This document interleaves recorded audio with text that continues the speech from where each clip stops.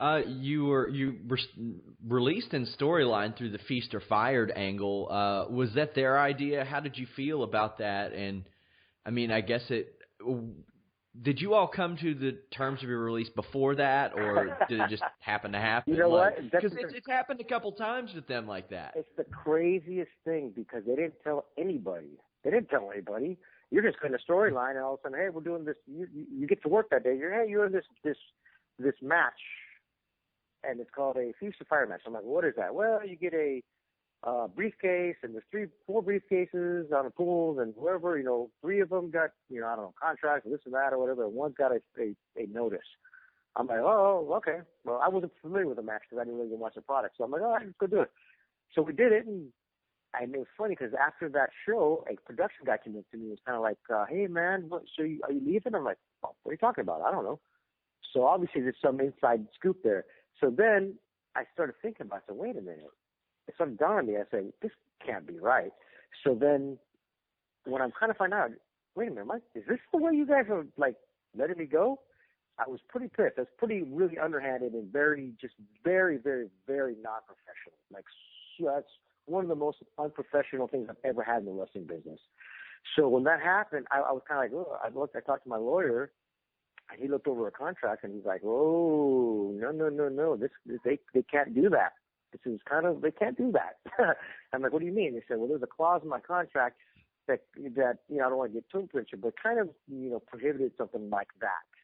And so I kind of went to them, and I had some super, a good friend of mine is Bruce Pritchard, and he, was, had a ton of relations there and stuff. Well, he had already been let go also kind of very unprofessionally there too.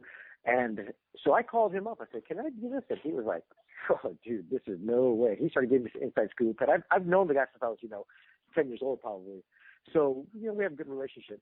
And my lawyer sent his lawyer, and we CC'd everybody on that email, and basically said, you guys can't do that. So when that happened, we came to a mutual agreement and said, look, let's part ways, because now our relationship's kind of skewed here. It's kind of a little burnt and not going to be the same. Let's part ways. But I had to say so in the way that we were doing it. And because of that, and usually I wouldn't. And that's kind of the way it works.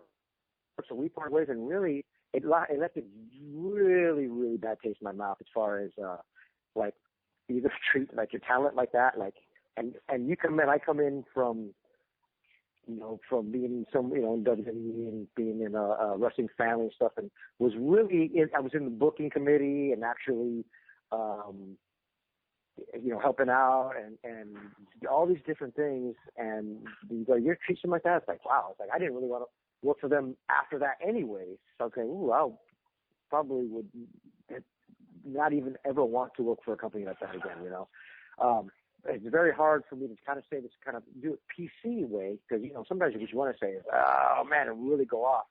But that's going to sound like I'm just a disgruntled, bitter old guy, and I don't want to say that. I just, like I said before, I kind of say it the way it is, and I try to do it PC style, but that's kind of the way it was, and it just really was not professional. You see everybody that leaves there kind of starts talking the way that happens, like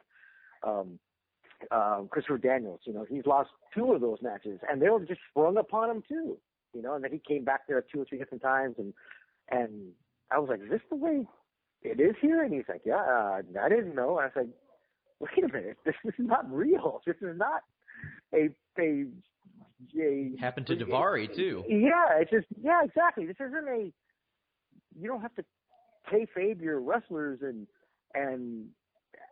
it was the weirdest thing. I was like, what? Like, it's so working the boys seems kind of like in bad taste, does it not? It's super bad taste. So now you got your other employees, you want to call your other wrestlers, your other contractors, to actually see this and like, well, why are they going to want to work for you if you're seeing the way you treat other people?